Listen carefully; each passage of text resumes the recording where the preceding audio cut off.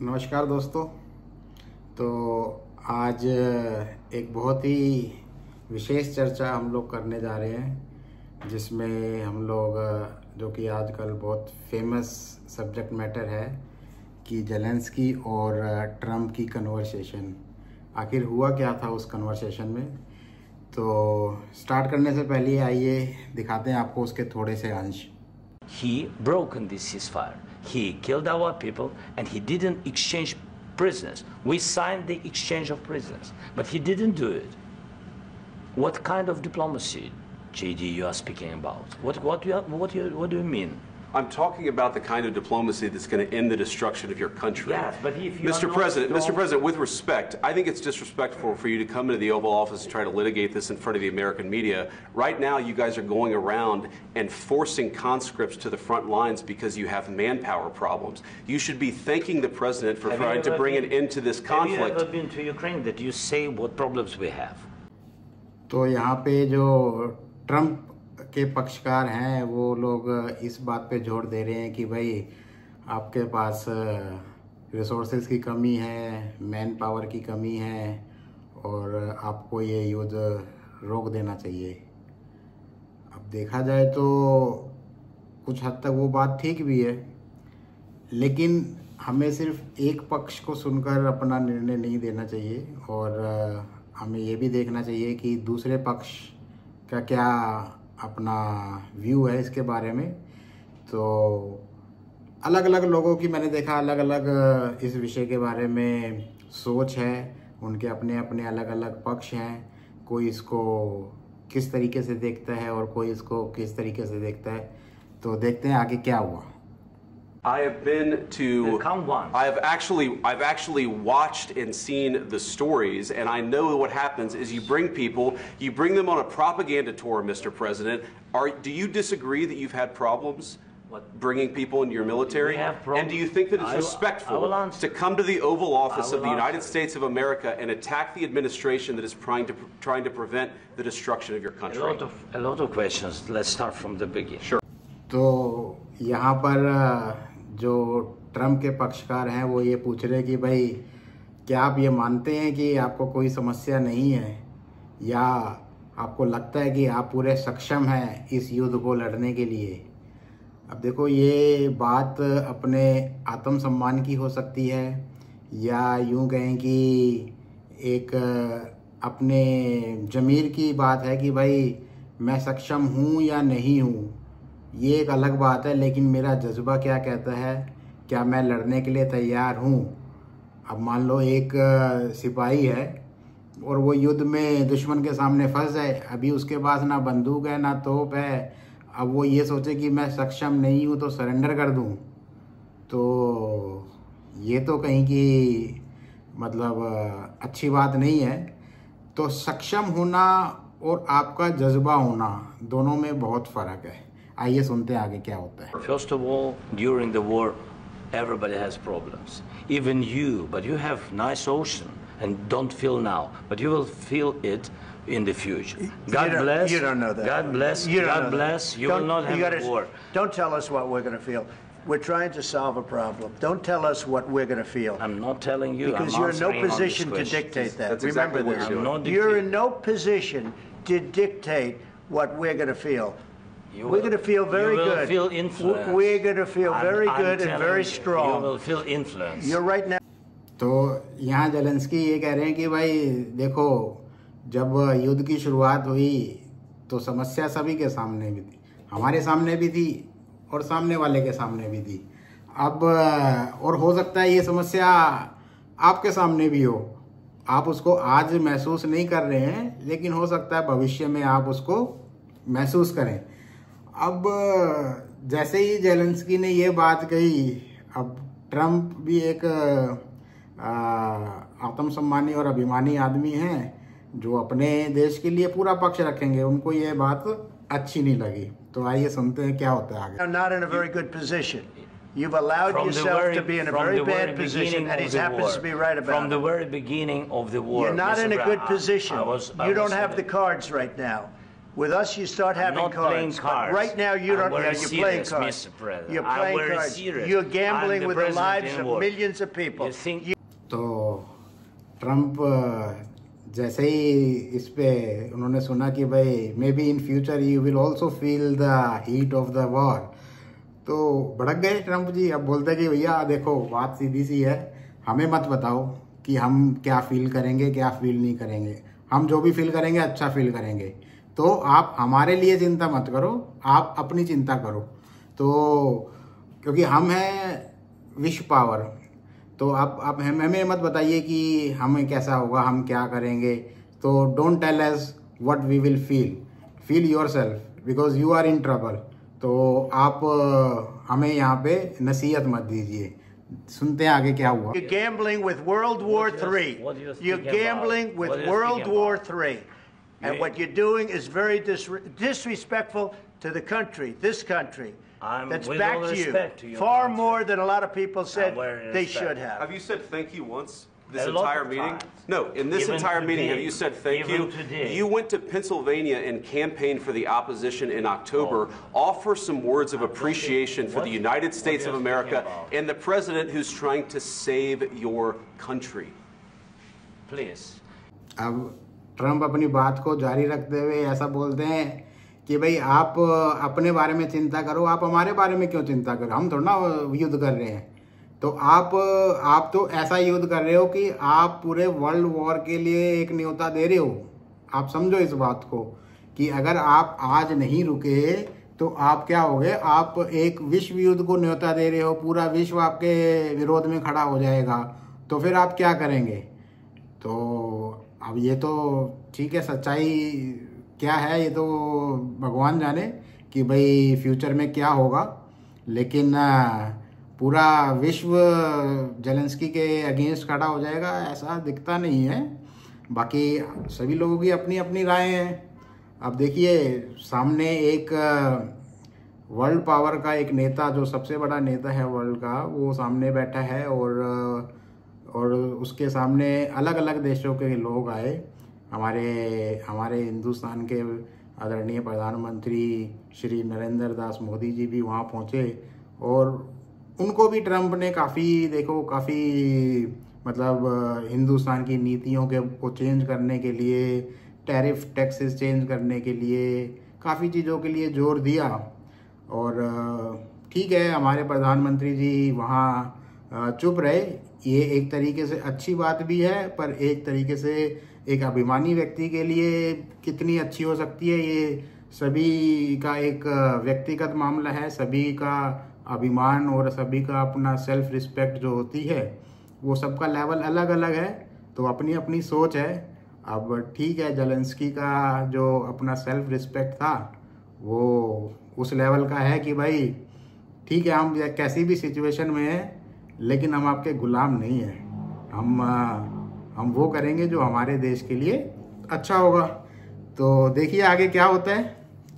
You think that if you will speak very loudly about the war, you can... He's not speaking loudly. He's not speaking loudly. Your country is in big trouble. Can I Wait a answer? minute. No. You've done a lot of talking. Your country is in big trouble. I know. You're not winning. You're not winning this. You have a damn good chance of coming out okay because of us. Mr. President, we are staying in our country, staying strong from the very beginning of the war. We've been alone, and we are thankful. I said thanks you haven't in been this alone. cabinet, you and haven't not been only alone. in this cabinet. अब जो Trump के पक्षपात हैं वो थोड़ा सा ऊंची आवाज़ में भी बोल रहे थे, मतलब जैसा कि जेलेंस्की ने कहा। तो जेलेंस्की साहब बोल उठे कि देखिए, आवाज़ ऊंची करने से आपकी बात सही नहीं होती।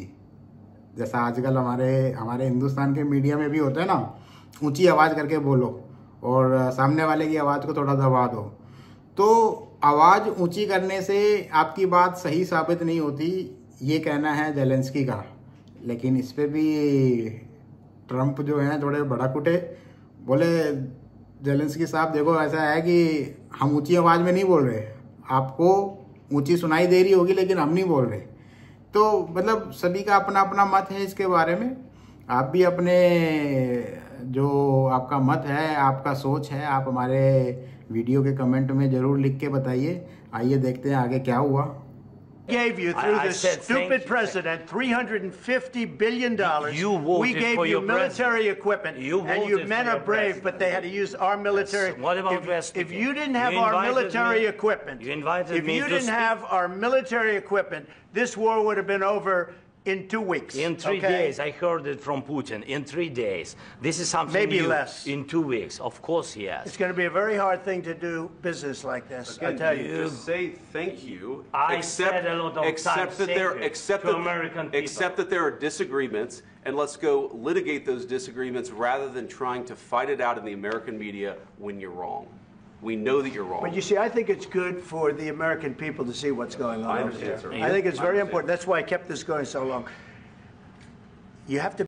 तो अब ट्रम्प साहब ने अपनी सहायताओं के बारे में भी जो उन्होंने एड्स दी हैं, जो उन्होंने हेल्प की है जेलेंस्की साहब की, वो कहते हैं देखिए मिस्टर प्रेसिडेंट, हमने आपको बहुत कुछ दिया, $350 मिलियन भी हमने आपको दिया, ठीक है। आप ये मत कहिए कि हमने आपको सपोर्ट नहीं किया। हमने अपनी मैन पावर दी, हमारे सैनिक हैं जो आपके लिए लड़ रहे हैं, हमारे हथियार हैं जो हम आपको दे रहे हैं और आप लड़ रहे हैं, लेकिन आप बात को समझ नहीं रहे, आप किसी और दिशा में जा रहे हैं। तो आप समझिए और इस युद्ध को रोकने की ओर अपनी सोच को बढ़ाइए, जो कि बात ठीक है। लेकिन बात यहाँ ये आती है कि युद्ध रोकने के लिए आपको क्या सैक्रिफाइस, क्या आपको अपना आत्मसम्मान सैक्रिफाइस करना पड़ रहा है, और क्या आपको एक ऐसी चीज़ देनी पड़ेगी अपने इस युद्ध को रोकने के लिए जो आपके देश के लिए और आपके देश के आत्मसम्मान के लिए, अभिमान के लिए अच्छी नहीं होगी। तो ये देखिए, सभी का अपना अपना इसके ऊपर विचार है, अपने अपने मत हैं। अब कोई आदमी इसको किस तरीके से सोच रखता है इस विषय के बारे में, तो अभी उनकी चर्चा लंबी है, देखिए आगे क्या होता है। Be thankful. You don't have the cards. You're buried there. Your people are dying. You're running low on soldiers. Listen, you're running low on soldiers.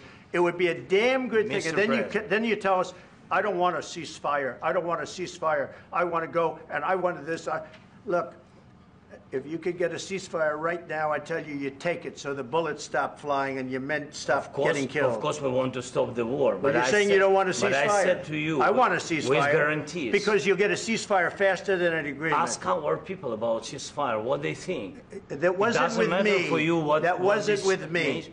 That was with a guy named Biden, who was not a smart person. That was with Obama. It was your president. Excuse me. That was with Obama, who gave you sheets, and I gave you javelins. Yes. I gave you the javelins to take out all those tanks. Obama gave you sheets. In fact, the statement is Obama gave sheets and Trump gave javelins. You got to be more thankful, because let me tell you, you don't have the cards. With us, you have the cards. But without us, you don't have any cards. One more question to Mr. Vice President.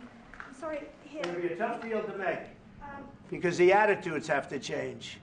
What if Russia breaks ceasefire? What if Russia breaks peace talks? What do you do then? I understand that it's a heated conversation right now. What are you saying? She's asking, what if Russia breaks the ceasefire? What if anything? What if a bomb drops on your head right now? Okay? What if they broke it? I don't know. They broke it with Biden because Biden, they didn't respect him. They didn't respect Obama. They respect me. Let me tell you, Putin went through a hell of a lot with me. He went through a phony witch hunt where they used him and Russia. You ever hear of that deal? That was a phony Hunter Biden, Joe Biden scam. Hillary Clinton, Shifty Adam Schiff. It was a Democrat scam. And he had to go through that. And he did go through it. We didn't end up in a war. And he went through it. He was accused of all that stuff. He had nothing to do with it. It came out of Hunter Biden's bathroom. It came out of Hunter Biden's bedroom. It was disgusting. And then they said, oh, the laptop from hell was made by Russia. The 51 agents. The whole thing was a scam. And he had to put up with that. He was being accused of all that stuff. All I can say is this. He might have broken deals with Obama and Bush, and he might have broken them with Biden. He did, maybe. Maybe he didn't. I don't know what happened. But he didn't break them with me. He wants to make a deal. I don't know if you can make a deal. The problem is, I've empowered you to be a tough guy. And I don't think you'd be a tough guy without the United States. And your people are very brave. But you're either going to make a deal or we're out. And if we're out, you'll fight it out. I don't think it's going to be pretty, but you'll fight it out. But you don't have the cards. But once we sign that deal, you're in a much better position. But you're not acting at all thankful. And that's not a nice thing. I'll be honest, that's not a nice thing. All right, I think we've seen enough. What do you think? Huh? This is going to be great television, I will say that. All right, we'll see what we can do about putting it together. Thank you. Guys, let's go. Guys, come on, let's go. We'll see, I don't know. All right, guys. तो दोस्तों ये थी पूरी चर्चा Zelensky के बारे में और मिस्टर ट्रम्प के बारे में।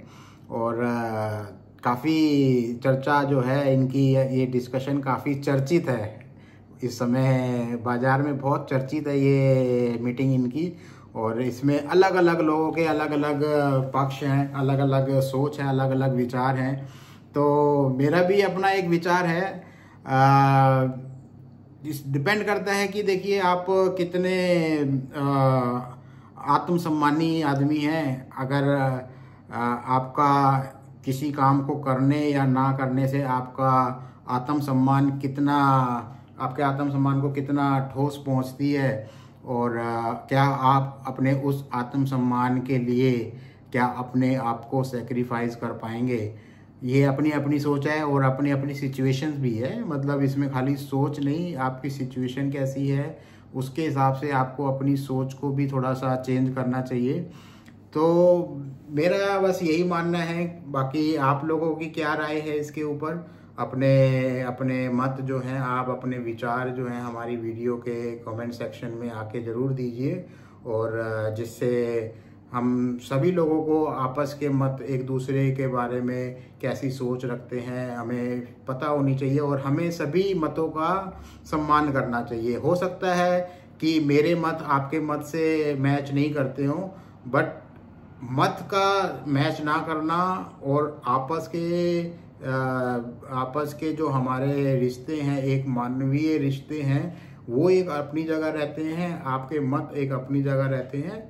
तो हमें उन चीज़ों का भी ध्यान रखना चाहिए। तो कैसी रही ये आज की चर्चा और आज की जो वीडियो, जो जानकारी मैंने अलग अलग गूगल के अलग अलग प्लेटफॉर्म से एकत्रित करके एक जगह इकट्ठी करी है, और अपना ट्राई किया है कि आपको अपनी मातृभाषा हिंदी में उनकी चर्चा के बारे में संक्षेप में बताया जाए, ताकि आपको क्लियर रहे कि आखिर हुआ क्या था उस मीटिंग में। धन्यवाद। जय हिंद।